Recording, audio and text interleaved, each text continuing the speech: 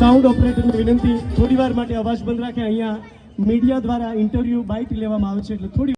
બોલો ગણપતિ બાપ્પા, ગણપતિ બાપ્પા.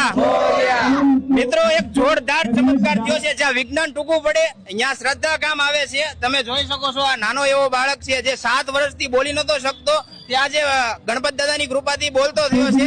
એમના વાલી, એમના માતા પિતાએ એવી મન્નત રાખી હતી કે જેટલા વર્ષનો થાય છે, જ્યારે પણ એ બોલતો થાય છે ત્યારે એ ગણપત બાપાના ચરણોમાં એના જેટલો વજન છે તેટલો ને તેટલો એ પ્રસાદ અર્પણ કરશે. તો તમને કેવું લાગે છે કે તમારો બોલતો થયો તો મોદક ની માનતા કરી આજે કેટલા વર્ષ થયા? 3 વર્ષ થયા. 3 વર્ષ થયા. 3 વર્ષ પહેલા મેં માનતા રાખી હતી, પણ આજે એના વર્ષ કેટલા છે? બોલો, એના 7 વર્ષ છે. 7 વર્ષથી આજે બોલતો થયો છે. બોલતો, તારું નામ શું છે? કે હિસાબ બાપા કે બાપા, માં, મામા, મામા જોરથી કે મામા. જો બોલતો થયો છે. તાવ આવી ગયો છે ને એમાં એને સાહેબ બીમાર છે એટલા માટે આ એક અદ્ભુત ચમત્કાર કહેવાય. તો ખૂબ ખૂબ આભાર તમે અમને ઇન્ટરવ્યુ આપવાના બદલ. બોલો ગણપતિ બાપ્પા, મંગલ મૂર્તિ, મંગલ મૂર્તિ.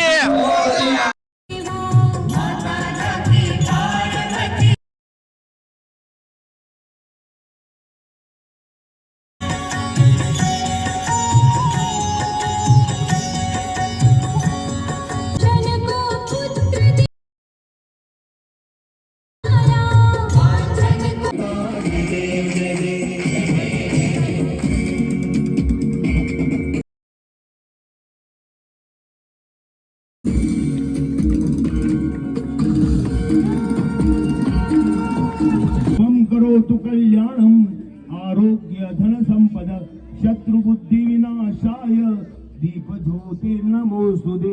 बोलो गणपति महाराज की, गणपति बाप्पा, गणपति बाप्पा, गणपति बाप्पा.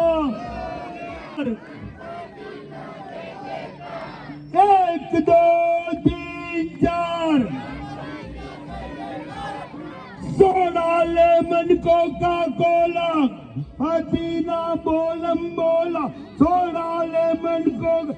गणपति महाराज. એટલે ગજાનન ગણપતિ મહારાજના આશીર્વાદ સાથે 2 શબ્દો બોલીને આજે આ દુનિયાની અંદર પોતાના અવાજને રમતો મૂક્યો છે.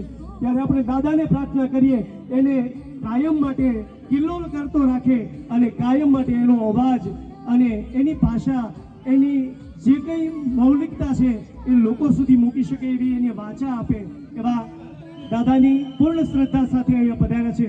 જ્યાં વિજ્ઞાન ટૂંકું પડે ત્યાં શ્રદ્ધાની શરૂઆત થતી હોય છે. આભાર. એ બાળકનું પણ સન્માન કર્યું, અભિવાદન કરી રહ્યા છે. જોરદાર તાલીમથી આપણે બનાવીએ.